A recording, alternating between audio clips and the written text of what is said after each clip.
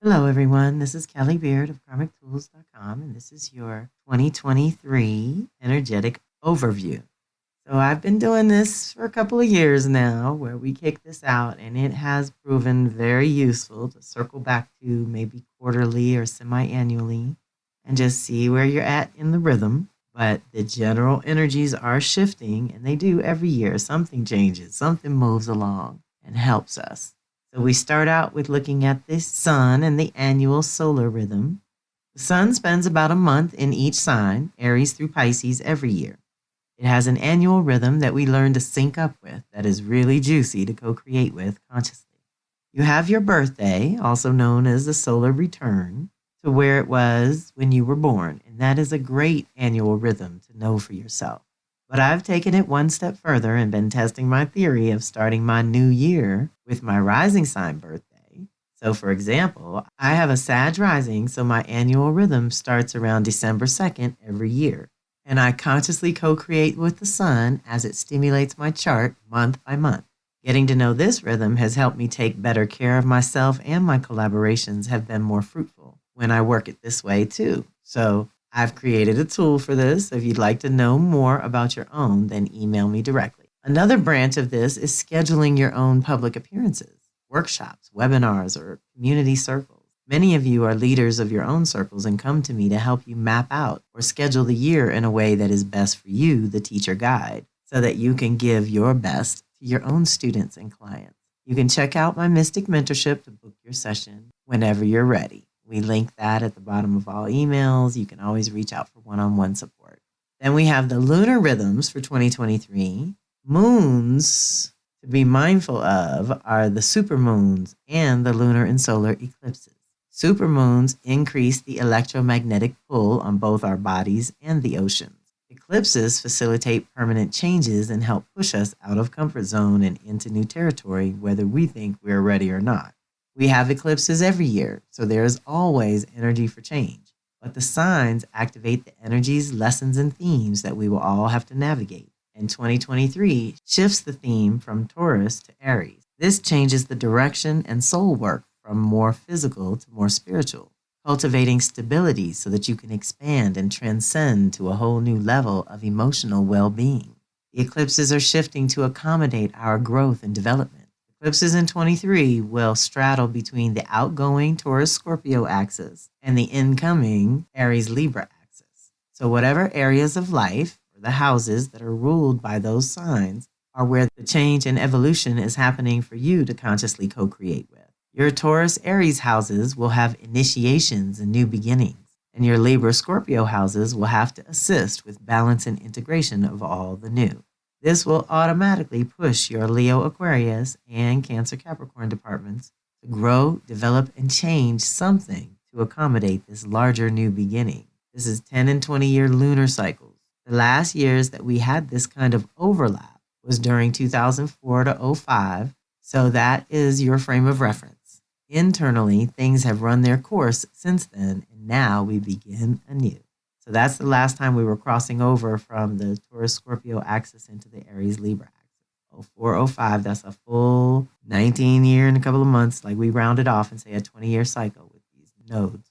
So to break it down a little further, winter of 23 has super new moons in Capricorn, Aquarius, and Pisces, which will help you initiate new cycles and patterns in those departments.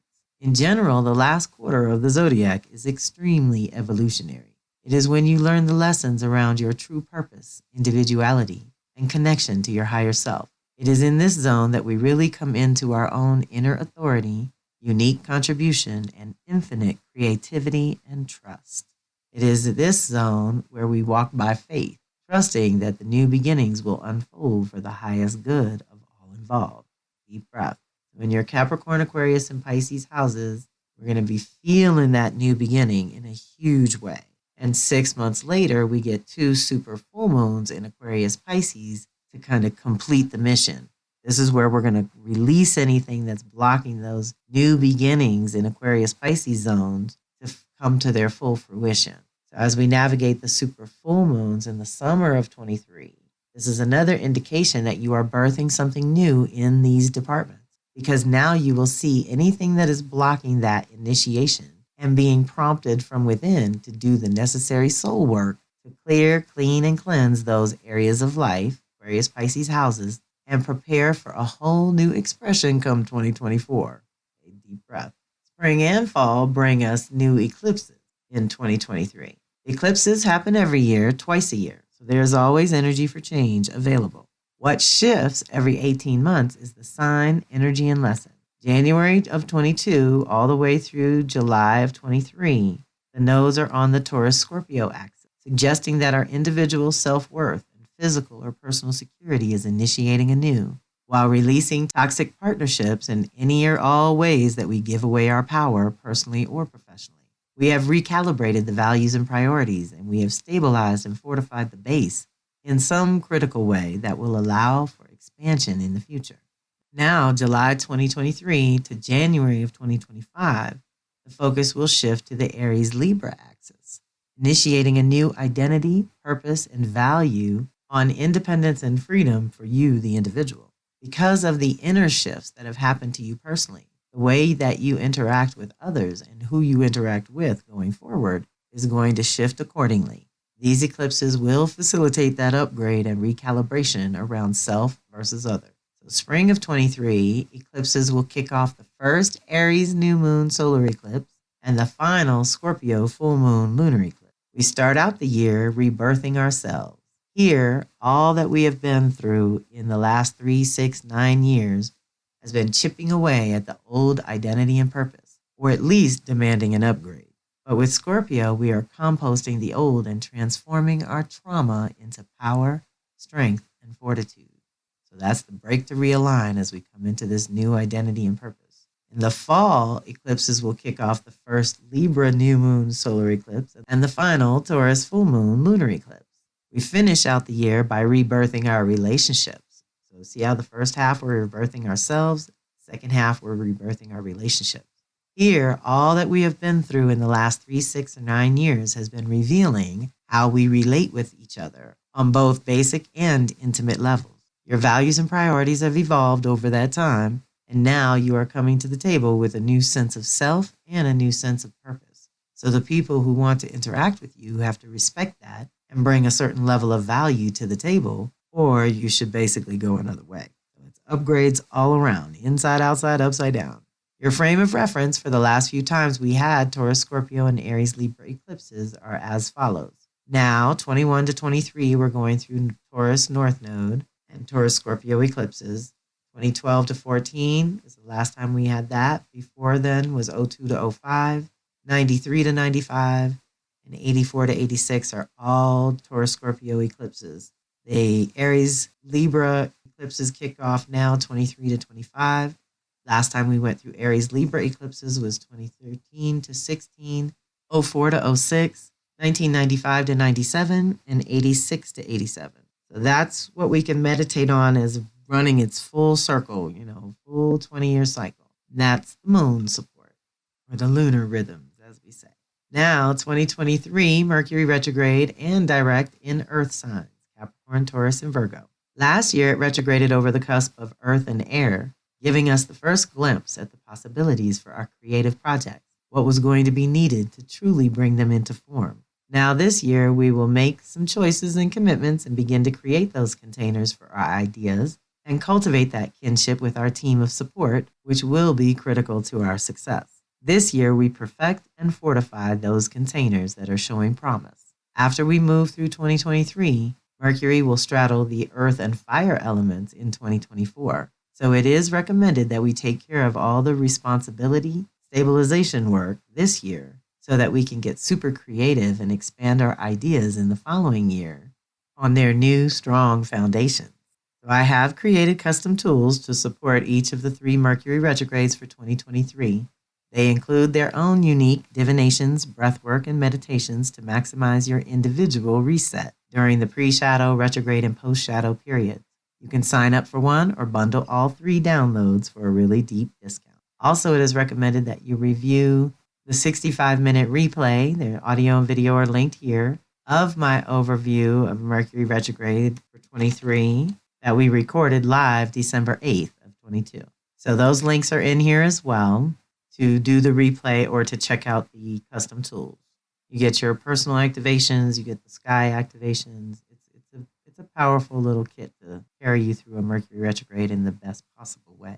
Now we shift to Venus, the Venus cycle. Finishing up in the beginning of 23 is the Capricorn Libra cycle that we are still in, and it will shift to a Leo Gemini cycle. During the first half of 2023, we are finishing the Venus Capricorn cycle, but come July, she will linger and retrograde in Leo, kicking off a whole new 18-month cycle. During that time, she spends 9 months as the morning star, disappears from the sky, and returns as the evening star for the remaining 9 months. I created the Venus Circle in 2007, where we have honored that 9-month process of release and reclamation work together. In this case, we have cleared an old reality and released old roles and responsibilities which have run their course over the last 2 to 8 years. And it's time to rebirth how you choose to lead, support, or interact with others going forward. Leo is that special kind of leadership that is magnetic, strong, creative, and inspirational. If we cultivate community and containers in the Capricorn cycle during 22 and 23, then we can expand and infuse our unique light, love, and truth into all of our projects and relationships going forward in 23-24. When you do that kind of conscious release work, it creates space, energy, and resources that we use the reclamation work to channel so that we are conscious co-creators and not happy accidents or tragic victims. Following the Venus cycle helps you stay on track with your own values and priorities. What is most important to you personally? Of course, I have a reading and custom guide as well as the Venus monthly circle to follow this cycle. So there's a link for you to learn more about that. Then we move to the Mars 2-year cycle in Gemini. It only retrogrades every 2 years. Basically, in 2020, it went backwards in Aries, really initiating a whole new vibration of the sacred masculine that is now possible. And over the cusp of 22-23, it will linger in Gemini. Any Mars retrograde is a huge reset around our own desired nature and sacred masculine, how we get things done, as well as our own capacity for rational thought and impartial decision making. What motivates us to make certain choices is of crucial importance. We are purifying that motivation so that it is based on something more real and long lasting. Last time Mars was just in Gemini was March-April of 2021. And I suspect that whatever was up at that time, in terms of your desire nature, your choices, or your inner masculine, may have given you some clues as to where you are strong and where you are weak in that aspect of your being. Now it is entering the zone of renewal, to put it nicely, for 8 months, August of 22 to March of 23. It is time to check in with how you negotiate on your own behalf, how you get your ideas in the world, and how well you hold good boundaries. The last time it lingered in Gemini like this was 1943 and 44. So if you are old enough to remember what was up for you back then, you may feel some reverberations in the same area of life, your Gemini house. Here are the other combos that we have experienced in between, though. After that, 43-44, 1958, it went backwards in Gemini, forward in Taurus. In 75-76, it went backwards in Cancer and forward in Gemini. 1990, Mars went backwards in Gemini, forward in Taurus. In 2007-08, it went backwards in Cancer and forward in Gemini. So those are the times it was kind of on the cusp. This time it was full-blown Gemini. Also, we cannot underestimate the power of Venus shifting all the values and priorities in Leo, and then Mars shifting your choices and actions to reflect more authenticity when it lingers in Leo as well. 2023-24 encourages you to connect to your inner light and individual creativity in a way that we haven't had access to in many years. The other thing to consider after Mars lingers in Gemini is when it hits Virgo, Sag, Pisces, and comes back to Gemini in 2 years. Those pivot points are going to help you process on multiple levels so that you can go forward anchored more deeply in your own sense of self and your own sense of purpose. So pay attention when Mars is in Virgo during July, August of 2023, as it moves through Sag during November, December of 23. Then it's going to move through Pisces in April of 24, and it'll get back to Gemini come July, August, September of 2024. So those are all going to be related to this retrograde and give us little clues along the way of how we've grown. The next retrograde will be in Leo, November of 24 to June of 25. So it's going to linger in Leo. So this is what's wild, is that Venus is going to go backwards in Leo, July of 23. Mars is going to go backwards in Leo, but during that time, just the very next year. So, they are a little tag team sometimes. And depending on the order of who hits who first, we pay attention. So Venus is going to hit Leo first and recalibrate the values and priorities. And then Mars is going to hit it where we can recalibrate our choices and actions. So they are related. It's our masculine and feminine, how we contain, nurture, and protect, how we negotiate on our own behalf, get our ideas in the world, and hold good boundaries. We need it all to function effectively. So we pay attention to those cycles on a personal level. Now, Jupiter moves us into the social levels and the things we have in common with a number of people. And this year, in 2023, it's going to move through Aries the first half of the year and Taurus the second half of the year. Jupiter has an erratic speed and takes longer through different signs. And on the Pisces-Aries cusp, it starts shifting to changing signs mid-year. So we end up having our 1 year process across 2 calendar years. The first half of 2023, basically December to May, Jupiter will be in Aries, kicking off a whole new 12-year cycle for all of us. It will be particularly important for those of you with Jupiter in Aries, Libra, or Cancer, Capricorn. Thereafter, Jupiter will spend a whole year in one sign, but the year will run May to May until it circles back to Aquarius, when this process will start all over again. Jupiter has a 12-year cycle that moves in 3-year increments. It represents teaching and learning through imagination, games, and storytelling. What is your story? What has it been for the last 12 years? What story do you want to tell for the upcoming 12 years? Jupiter is the researcher, the truth sayer, and truth seeker, and is all about making meaning out of the available information and experiences. Wherever Jupiter is in your chart tends to be the area of life where you also prefer to keep your own counsel, going within to connect with the deepest and most authentic truth for you personally. Once you have connected to your own truth, then sharing your story is or can be your offering to the universe. Have you ever heard the saying, your life is God's gift to you, and what you do with it is your gift to God? When Jupiter in the sky moves into a new zone, in this case, Aries to Taurus, it is always an opportunity to release all that is no longer true for you and free yourself from beliefs which no longer serve your purpose in the here and now. This also helps you remember that truth is fluid. It changes as your consciousness evolves and as you learn more about yourself and the world. Jupiter is also considered a great benefactor. Even when challenging, you can still receive blessings and rewards, especially if you keep a positive mindset and look for opportunities in any blockages or delays. Where you have to earn it with Saturn, with Jupiter, there's more benevolence or good karma involved. As it shifts into Taurus, May of 23 to May of 24, the expansion will happen with our literal existence, our food, bodies, creature comforts, and personal security. It is a huge upgrade to our values and priorities, especially after 2020 to 2022 and all the social collective upheaval. We have all had to reset our priorities, and I would remind you here that self-preservation is not selfish, but essential to survival. And in Taurus, we will be looking to improve our physical existence in some significant way. So the beauty of working with Jupiter in any year is to look at that house. So our Aries Taurus house is getting the upgrade where we need to dream of the future and make future plans, expand our field of knowledge, go back to school, improve our life on one or many levels, seek truth, wisdom, and understanding, take risks which build your character, be more optimistic and enthusiastic, connect to a larger, more philosophical perspective, activate your spiritual quest, access your own truth and purpose, and get your PhD in you. Basically, your consciousness is evolving. Things to be aware of as Jupiter travels through any house or sign is the blind spot, being unrealistic, overexpansion, making things bigger than they are, exaggeration. In humans, it shows up as self-righteousness and excesses of all kinds. So Jupiter has some very special alignments, and so does Mars.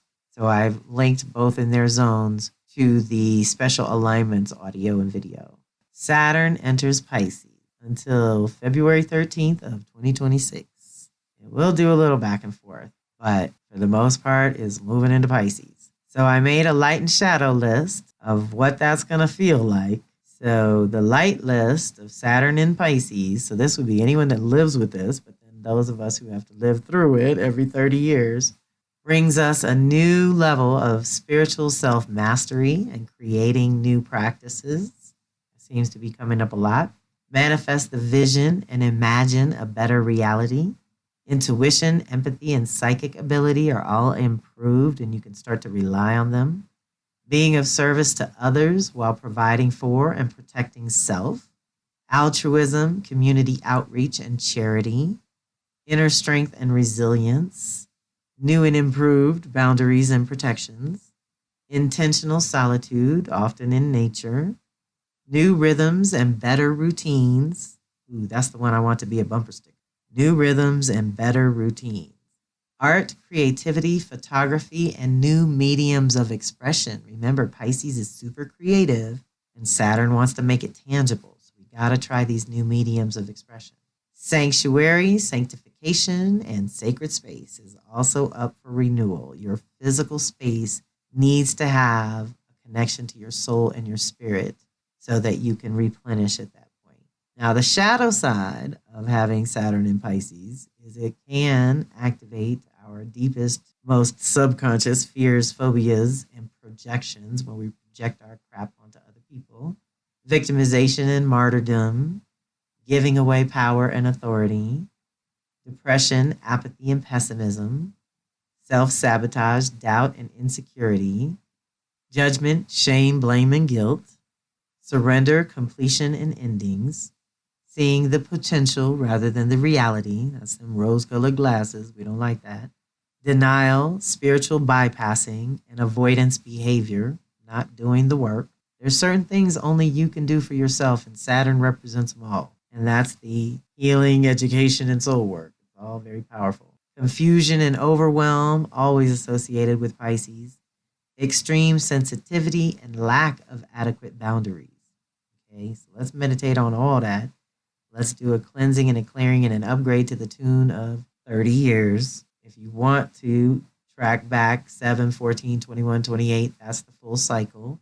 And the clicks of the wheel where Saturn would have been activating the mutable signs of Virgo, Pisces, and Gemini, Sag. So it would be related to now.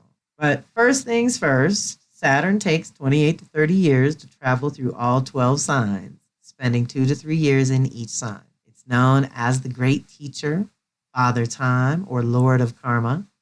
Its whole purpose is to teach important lessons, determine healthy limits, and remind you that you are responsible for all of it, who you are as well as what you create in the world. As Saturn moves through the sky and thus through each sign, it will activate Saturn lessons for the collective. During the 20th century, Saturn moved through Pisces in 1905 to 08, 1935 to 38, 1964 to 67, 1993 to 96, and now the 21st century brings the first one in 2023, 2026. So you can reflect on the history of those times to assess the collective lessons and repetitive patterns, because there are many, and feel into that. See how that can serve you to make new choices this go round, more informed choices from your intuition and instincts. We are in an unprecedented seed time for our personal, social, and collective lives. Think of Saturn as a teacher guide. Think of Aries through Pisces as the lessons that we all have to learn, and just like any other education, some things will be naturally easier and naturally harder according to your individual blueprint and disposition. During Pisces, the lessons have to do with surrender, integration, and good boundaries. We are completing a 30-year cycle of reality and purpose. Personally, our roles and responsibilities have run a full cycle and should be considered for renewal at this time. Imagine this is the time to incubate the new vision that you will act on and activate in literal terms when Saturn hits Aries in 2026. So we want to prepare consciously. Deep breath. On the positive side, we can harness our imaginations to think differently and dream bigger so that we are calling in a new vision for self and humanity, as well as a deeper connection to and reverence for the mystery of life on Earth. We are being called to more awareness and care of our physical bodies, as well as improved spiritual practices and deepened dedication to honoring being a spirit in human form. We will reset our personal boundaries in social and collective settings and reclaim our power to control the input of information or images into our consciousness, being more discerning and creative rather than being lazy and accepting things at face value. Deep breath. On the negative side, the shadow expression of this energy leads to literal insanity, a disconnect from reality because it is too harsh, upsetting, or counter to the vision in our minds. We can lose ourselves in the overwhelm of societal and collective crumbling and go down a dark tunnel of victimhood, martyrdom, and judgment. When retrograde, we will get to redream our reality in some way, tune in to the higher self, and ask for concrete directions on how to proceed. This means we may have to tweak our spiritual practices during this time to be more effective and meaningful. It's definitely a time to heal and integrate anything blocking or delaying your results and rewards. Once it goes direct, we will have an opportunity to move things around to accommodate the evolved vision for the year. So that's every year, for 2 years in a row, we'll get a retrograde and a direct in Pisces to kind of move the pieces around and feel into what's right for us. I'm planning at this moment, Thursday, March 9th at 8 p.m. Eastern, 5 p.m. Pacific, will be the community event for the month of March. We'll talk about Saturn and Pisces even deeper. Finally, the last thing, the last big shift in 23 is Pluto entering Aquarius.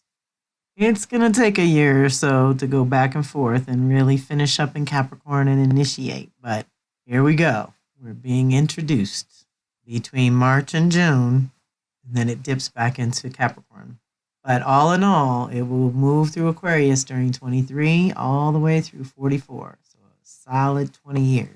It is going to take a year or two to fully enter Aquarius, so this is a process. But here is what we have to look forward to. This is a collective planet that moves in an erratic orb, spending 10 to 35 years in a sign. As of the 1980s, when Pluto was in its home sign of Scorpio, it was at the short end, spending about 10 to 12 years there, revealing the underworld of sex, death, power, money, and resources. Lots of power behind the power during that decade that got exposed, and there was concentrated evolution.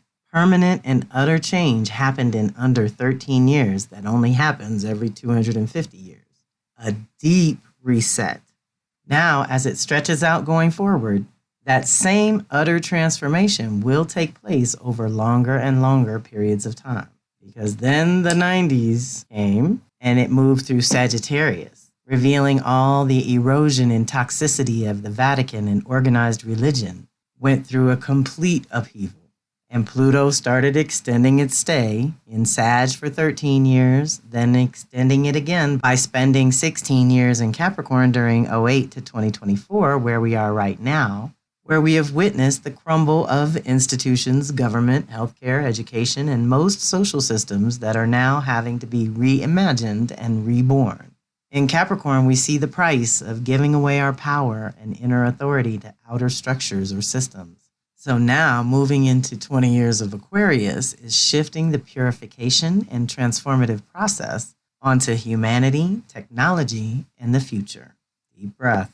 This is a big one. And it's a mixed blessing. As with all alignments, there is a light and shadow expression. The blessing of Pluto moving through Aquarius is the mass awakening of humanity on some level.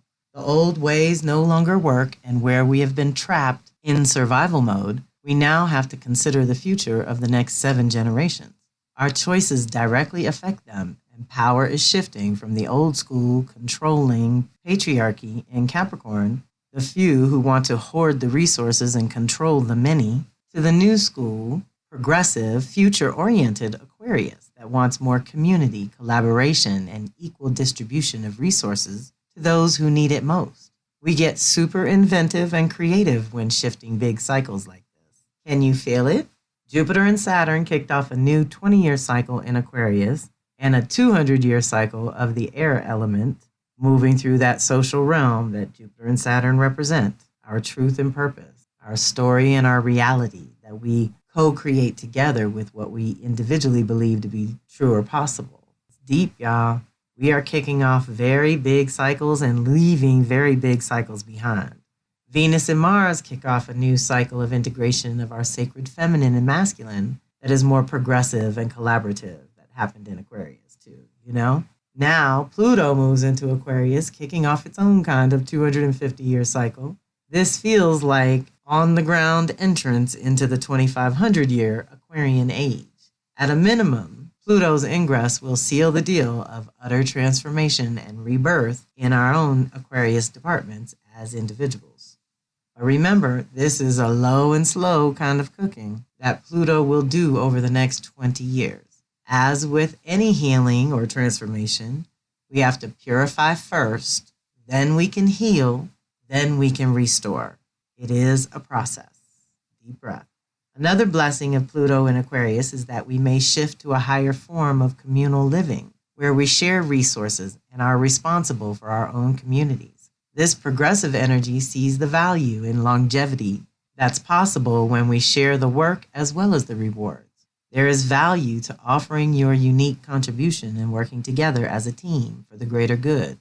But for the powers that be, who want clones and drones instead of critical, creative thinking humans, this is threatening, and nothing worthwhile is ever easy or simple. This is a radical shift to a new way of working together, using technology to serve its true purpose, not run the world, but of freeing us up to be more creative individuals. This is when our innovation goes through the roof, partly by those breaking the rules and liberating old consciousness, but also partly by that old saying, need is the mother of all invention. We need a new way that is more life-affirming and sustainable. And in order to combat some of the consumption and waste, we are going to have to literally invent new things to help us move forward. And during this time, we will. The shadow side of Pluto in Aquarius is embodied by those who would enslave us with technology, blurring the lines between human nature and the nature of technology. One operates on organic, evolutionary responsiveness, and the other is programmed and disconnected from the multidimensionality of earthly existence. How do you blend that without annihilating one or the other or both? This is the cold, detached rulers overseeing the minions they feel entitled to control, exploit, and manipulate for personal gain. Pluto in Aquarius over the years coincides with huge battles over slavery and human trafficking. And here we are with this up again. We must be vigilant about preventing another era of global slavery, oppression, and manual labor that allows their technologies to continue expanding unabated until they take over. Then we have altered the organic nature of Earth and her creatures, which naturally inhabit this planet. Humanity being one of those creatures. Okay, deep breath. There's still a way that we function naturally as creatures of this planet. We, like Mother Earth, are regenerative creatures. However, it takes some time to go from idea into form, depending on what you are creating. So let's use the purifying power of Pluto to distill our Aquarian dreams back to their original essence, one that is inclusive, sustainable, and good for life on this planet. Let's lead by example and work together to cultivate thriving communities that work well together and no longer require overlords, bosses, or authority figures to run our lives for us. We will become self-sustaining with the help of some technology and a whole lot of community. Deep breath. One last note, this will be particularly intense for any Aquarius, Leo, or Taurus, Scorpio energies in your chart, so take it easy and pace yourself as transformation is a journey, not a destination. Also, I've included links to 3 different powerful articles. One costs about $12, but totally worth it. And these are trusted astrologers going deeper into what it means to navigate Pluto in Aquarius, which we're all going to have to do for the next 20 years. God willing. So that concludes our energetic overview for the year. We moved through the personal and social planets. Chiron remains in Aries, helping us heal on an individual level and learn how to do certain things for ourselves and do a little self-education. Uranus remains in Taurus, awakening things in our body and our connection to Mother Earth. Neptune remains in Pisces, dissolving and redreaming our connection to spirit all over again in a full 165-year cycle, which is pretty major. And Pluto shifts from Capricorn to Aquarius. So I guess that is important. So that is our energetic support for the year of 2023. I am so grateful to have this community to share the ride with. Please reach out with any revelations and aha moments. Let me know how these energies unfold for you during the course of the year. And I wish you every good thing. This is Kelly Beard of Karmic Tools signing off. Don't forget, there are additional audios to go with this one covering the special alignments of 2023. I had to break that into 3 pieces for the Jupiter activations, Mars activations, and North Node activations. Our life path and direction, who we are and what we want, and our truth, story, and belief system. Big cycles, 12 years, 20 years, and 2 years. Mars is a small cycle, but it has bigger 30, 32-year reverberations. So still nothing to sneeze at. So check those out too if you're looking to catch up with all the special alignments of the year. All right, y'all. Peace and love.